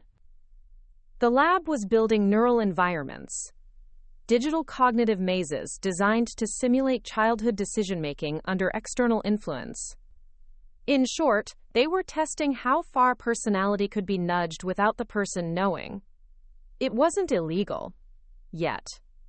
But it was marrow in spirit. And someone had revived it under a new name. Torti tu Wistan. Marakelasi si humne. Their motto? Greater than better decisions by design. I'd promised myself I was out. But Jiwon's message came with one line at the end. Greater than, she once lit the match, maybe now she can turn off the fuse. I couldn't ignore it. So I flew to Iceland. Alina met me there. She didn't need to ask why. Inside the facility, we found no obvious violations. Everything was technically voluntary. Signed waivers, controlled environments, supervised participants. But it was all built on loopholes. Waivers signed by guardians incentivized through shell nonprofits. Feedback loops that shaped compliance metrics in ways that encouraged emotional suppression. And a familiar signature on one internal policy draft. Greater than OBEX. OBEX wasn't a person anymore. It was a protocol. A distributed model of operational ethics bending. An open-source framework retooled by shadow networks that had studied every mistake we ever made public. They hadn't just learned from us. They'd adjusted. No more centralized control. No more villains. Just systems built to evolve silently. We couldn't expose it the way we had before. There were no smoking guns. Only smoldering design. So Alina proposed something new. Tarb Targ's Darb Hecko Fork. A mirror platform that tracked behavioral influence models in public systems and used transparency as an interruptive force. If they ran simulations, Echo Fork would surface them. Not with outrage. With context. With maps. With consent pathways visible in real time. It worked. After the first deployment in Finland, school boards began asking harder questions. Health departments rewrote pilot program clauses. And in Canada, a tech startup voluntarily pulled their app after EchoFork revealed its influence model structure. The future wasn't rejection. It was transparency. But it didn't end there. In the wake of the fork, a group of rogue designers launched a counter-tool, Concretely Velvet, Its promise? Influence without detection. An emotional comfort algorithm, tailored to steer decisions under the guise of serenity. We tested it. It worked too well. So we brought together ethicists, survivors, regulators, and wrote the Time Clarity Accord Time Asterisk, a global declaration defining digital psychological autonomy, drafted in Nairobi, ratified in Brussels, signed by 61 countries, including some we'd never expected to. I went home after that. For real this time. The fire was burning, but it didn't need my hands anymore. And that was the point all along. On my last night in Iceland, I stood on a cliff over the ocean, wind in my face, cold cutting through my sleeves, and I whispered something to the dark, greater than, if you're still out there, you didn't win. I didn't expect an answer. But I heard the sea pull back in agreement. The tide always returns. And now, so does the light. There's no perfect ending. Just the moment when your story becomes someone else's beginning. And this is mine. The final ledger. The final light. It began, like most things do now, with a whisper. A woman named Sarah, 15 years old when she was ranked in the early Marrow behavioral trials. 30 now. She ran a youth justice program in rural Wales. She found a file, buried in a database marked obsolete. A list of children flagged as predictively irredeemable. Her name was on it. And mine. It wasn't an algorithm. It was a decision. Manual, deliberate, cruel. Signed by a committee of 5 people who no longer existed. One of them was DRM, my father. I didn't rage. I didn't mourn. I understood. Because the more I've lived through, the more I've come to know this. Every system that harms justifies itself first by declaring its subjects unworthy of change, unworthy of hope. But Sarah was proof they were wrong. And so was I. She asked to meet. So I did. We sat beneath the ivy-covered arch of a decommissioned train station turned library. She said, "You were the first name I ever recognized in the story that broke the system. I used to think maybe I survived because you did." I told her the truth. No, you survived because you refused the role they wrote for you. She smiled, then handed me a binder. Buying a red. Inside, over 500 names. All once flagged. All now mentors, coders, teachers, artists, counselors. All survivors. She said, "We don't want to be remembered as warnings. We want to be the writers." So I helped her publish it. And we did something we'd never dared before. We published the original list. Every flagged name.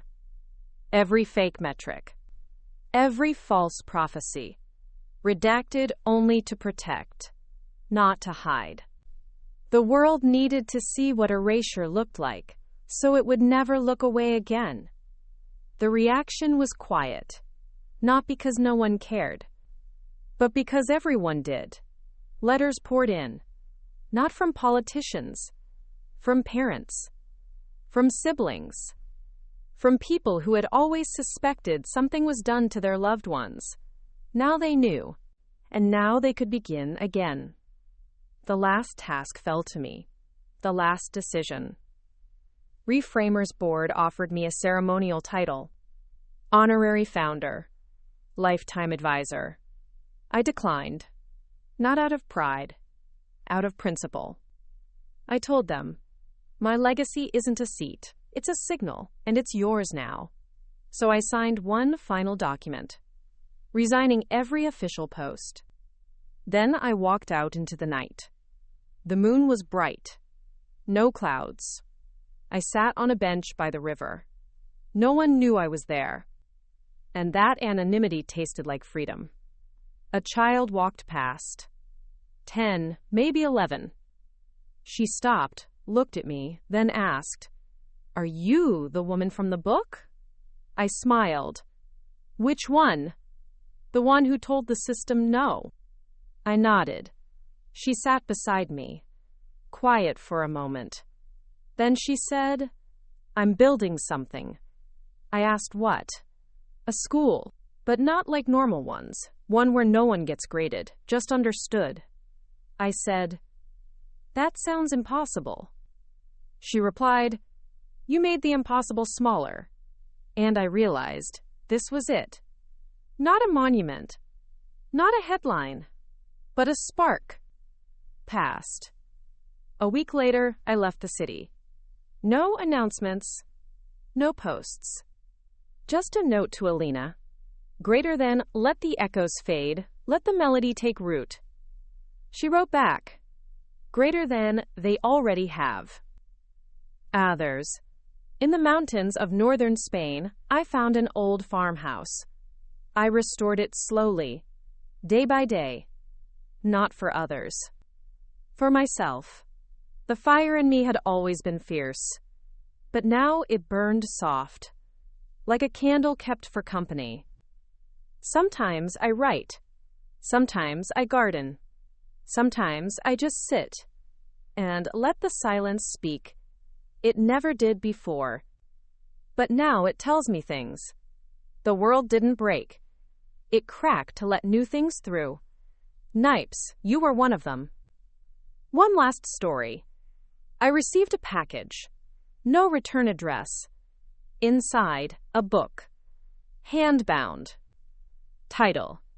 Asterisk, the future they couldn't predict. Asterisk. On the first page. Greater than, for the woman who broke the chain. And beneath it. Greater than a list of co-authors. None older than 20. They'd taken it forward. All of it. Ared. So this is where I leave it. Not in the fire, but in the garden it made possible. You don't need my voice now. You have your own. Use it. Not to burn, but to illuminate. And remember, the system doesn't end. It evolves. So keep evolving faster, louder, clearer, wiser, and never forget, we were never just survivors. We were the architects of what comes next.